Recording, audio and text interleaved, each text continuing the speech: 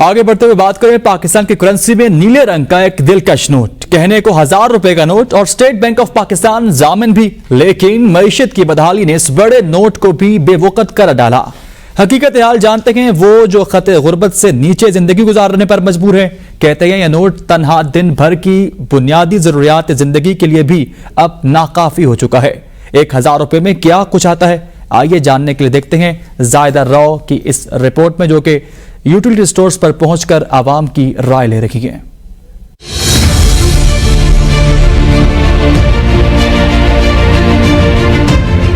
महंगाई की जो है रोजाना बातें सुन रहे हैं, डॉलर की ऊंची उड़ान है और पैसे की कदर रोज़ बरोज़ कम होती जा रहे हैं। आज उसी पैसे की कदर चेक करने के लिए, 1000 रुपये की कदर चेक करने के लिए कि 1000 रुपये में आजकल क्या कुछ आ सकता है, यूटिलिटी स्टोर पर मौजूद उनसे पूछते हैं कि 1000 रुपये में अगर किसी घर की ज़रूरी चीज़ें लेनी हो तो कितने अफराद के लिए कितने दिन की आ सकती हैं। आइए चलते हैं। छोटा पैकेट जो है नमक का, अच्छा इसमें 1 किलो जो है मैं चने की दाल ले रही हूँ।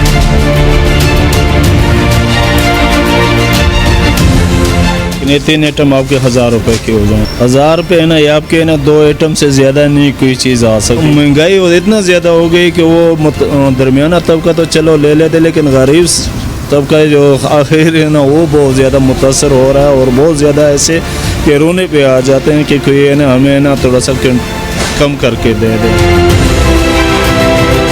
1000 का टास्क रखा था कि देखते हैं किचन की 1000 रुपये में क्या क्या चीज़ें आती हैं और कितने दिन की आती हैं, लेकिन यहाँ आकर मायूसी हुई कि जिसमें सिर्फ 1 किलो चने हैं, 1 किलो चने की दाल है, 1 किलो मसूर की दाल है और बाकी जैसे नमक मिर्च और जो है अगर घी का पैकेट लें तो कम से कम 2-2.5 हज़ार रुपये का सौदा बनता है और वो भी सारा नहीं है और 1-2 दिन के लिए है। सुबह से शाम तक पता नहीं ऐसे कितने लोग आते हैं, कितनी चीज़ें मेरी तरह निकलवाते हैं और वापस रख देते हैं।